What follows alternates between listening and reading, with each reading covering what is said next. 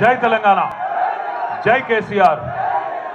గౌరవనీయులు పెద్దలు, ఈరోజు మన పార్టీ అధ్యక్షులు గౌరవ తెలంగాణ జాతిపిత, నా ఒక్కడికే కాదు మీ అందరికీ కూడా బాపు పెద్దలు కేసీఆర్ గారి జన్మదినాన్ని పురస్కరించుకొని ఈరోజు ఈ కార్యక్రమాన్ని ఏర్పాటు చేసిన మాజీ మంత్రివర్యులు అన్న తలసాని సీనన్న గారు, గౌరవనీయులు పెద్దలు, 2001లో పార్టీ పుట్టిననాటి నుంచి కేసీఆర్ గారితో కుడిభుజంగా ఉంటూ మరి నేటికి అదే ఉత్సాహంతో ప్రతిరోజు ఏదో ప్రజాసేవలో నిమగ్నమయ్యే మా బావగారు పెద్దలు గౌరవనీయులు శ్రీ హరీష్ రావు గారు, గౌరవనీయులు శాసన మండలిలో ప్రతిపక్ష నేత మాజీ స్పీకర్ మాన్యులు పెద్దలు మధుసూదనాచారి గారు, గౌరవనీయులు పెద్దలు శాసన మండలిలో డిప్యూటీ చైర్మన్ గౌరవనీయులైన బండా ప్రకాష్ అన్న గారు, మాజీ మంత్రివర్యులు ఎమ్మెల్సీ శ్రీమతి సత్యవతి అక్క, పెద్దలు శ్రీనివాస్ గౌడ్ అన్న, మాజీ మంత్రివర్యులు మహమూద్ అలీ సాబ్,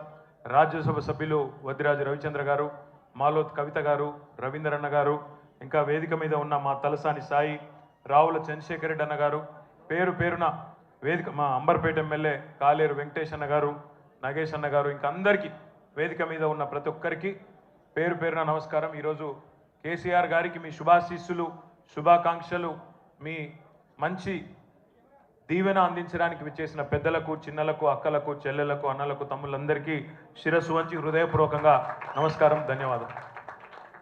సాధారణంగా ఒక బిడ్డకు తన తండ్రి తల్లి అంటే గొప్ప హీరో వర్షిప్ ఉంటుంది.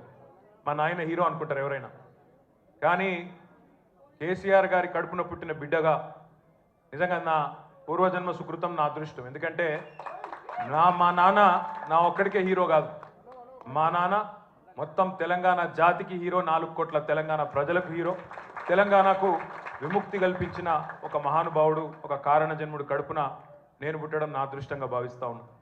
నిజంగా అప్పుడప్పుడు ఇప్పుడే పెద్దలు చెప్తా ఉంటే కొన్ని సినిమా రీల్ లాగా మనసులో తిరుగుతూ ఉండే వారు చెప్తున్న కొన్ని మాటలు.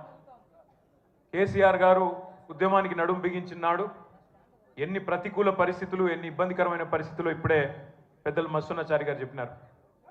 మీడియా పవర్ లేదు, మనీ పవర్ లేదు, మజిల్ పవర్ లేదు, కుల బలం లేదు, ఉన్నదల్లా ఒక్కటే గుండె బలం, జనబలం. దానితోనే ఆనాడు 25 సంవత్సరాల కిందట పార్టీని పెట్టిన తర్వాత ఎన్ని దెబ్బలు, ఎన్ని అవమానాలు, ఎన్ని రకాల ప్రతికూల ఫలితాలు ఇప్పుడే హరీష్ రావు గారు మేము వివరంగా చెప్పినారు. ఇవన్నీ ఎదుర్కొని ఇంకొకరు బతికి బట్టగా